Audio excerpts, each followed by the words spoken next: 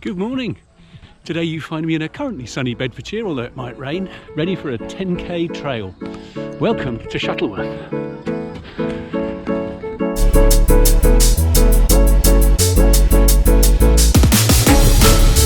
Chuffed to bits. Isn't it amazing? Buns of steel and liver transplants, sand. Yeehaw!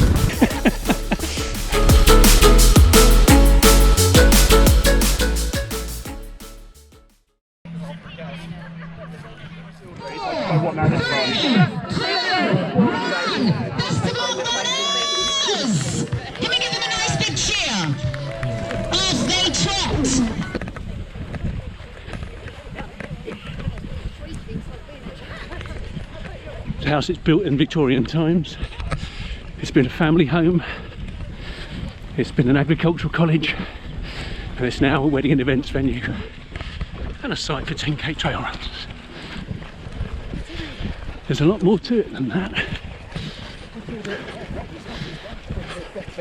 It also hosts an internationally renowned aeroplane collection, and we're just heading now towards the Swiss Garden. Wonder what that is.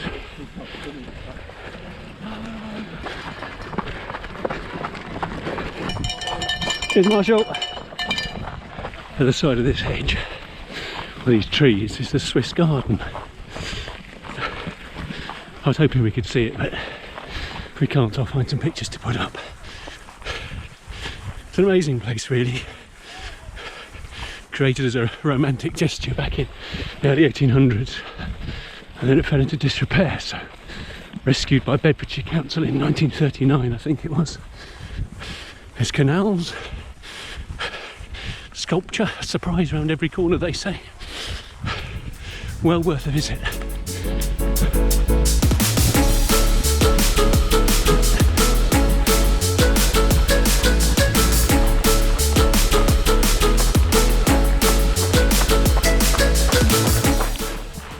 So the estate is named after the Shuttleworth family, who owned it from the mid-1800s. Thank you. So the estate is called Shuttleworth, but the village, you might be able to see the church up there, the village is called Old Warden. It's been here for many years. They found Celtic remains here and Norman remains, and apparently Old Warden got its name because when the man from the Doomsday Book came round asking, villagers said it was called War Done because they were done with war as the Norman conquests, and that's how Old Warden got its name.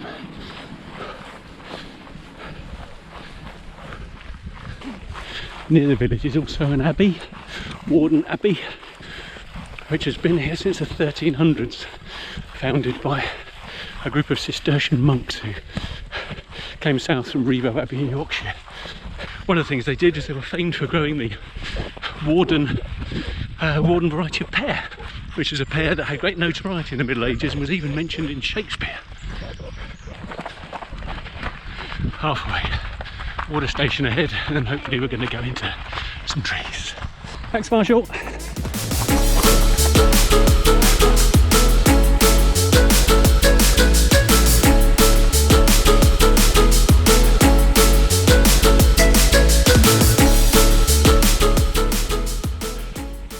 Beautiful place, isn't it? There are loads of events there around here. Well worth coming.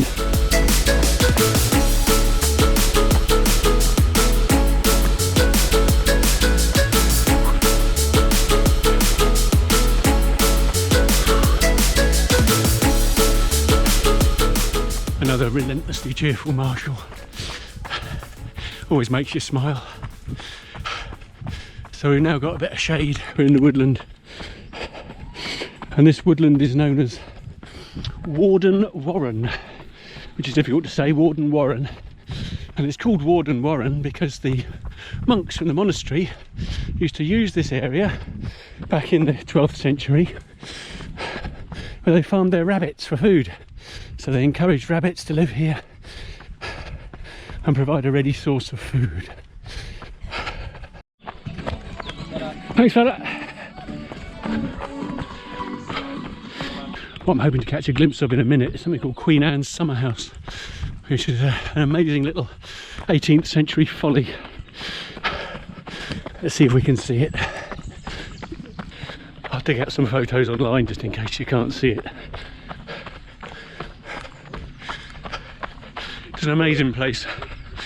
A little 4-square thing, turret at each corner, but you can actually rent it and stay in it for a holiday. Book it to the Landmark Trust.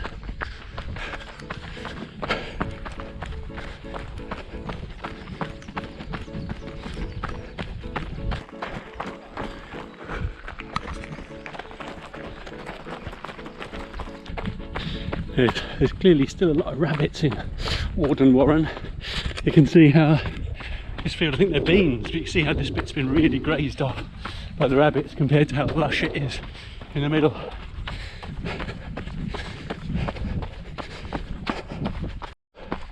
I will, thank you fella. Cheers. Thank you.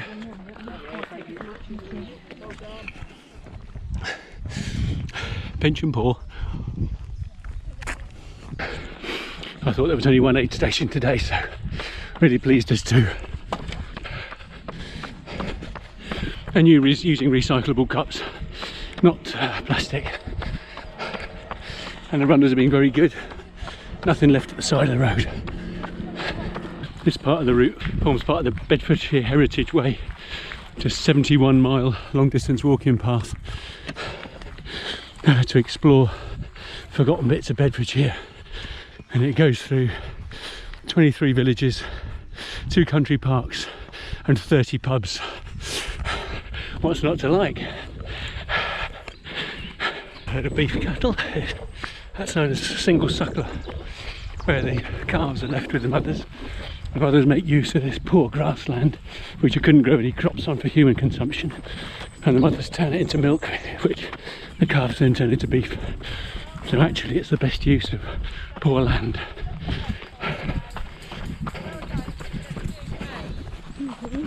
Thanks, Marshall. Thank you. So I'm hoping we might see an aeroplane or two, because way down there to the right is the Shuttleworth collection. And Richard Shuttleworth, who was a pioneer aviator of the 1920s, loved his aeroplanes, loved his cars. When he was killed in a plane crash in the war, Second World War, his mother formed the Shuttleworth Trust, and this was for agriculture, forestry, aviation, automobiles, I think. But it's not just a museum. They specialise in restoring and maintaining these planes in fine condition. And it houses some of the oldest flying aeroplanes in Britain. There's one that's over 100 years old, I think from the 1900s, as in before 1910, and it's actually still got its original engine. It's an amazing place to visit. They have about 10 shows a year. There was actually one here yesterday. Get a chance, well worth a visit.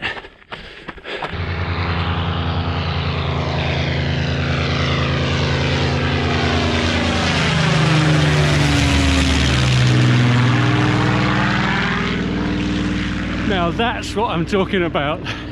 They couldn't have timed that better if they've tried. I've got all tingly. Have a Spitfire take off over your head. Awesome. Final half mile.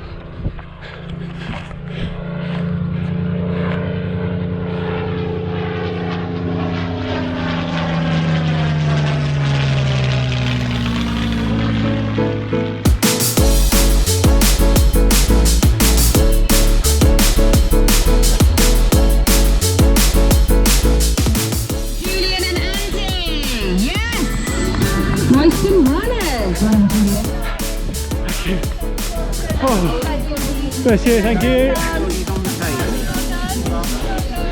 Oh. Quick, need a drink.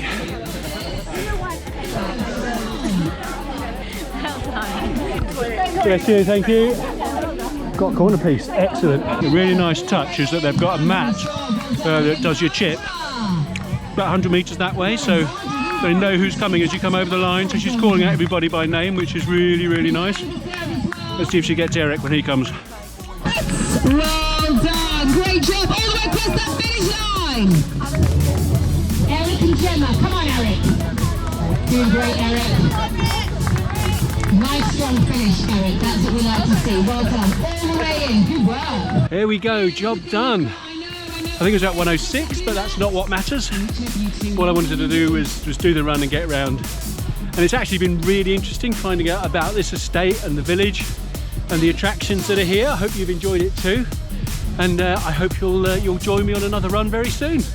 I'll see you all next week. Still smiling as well, we like a smiley finisher.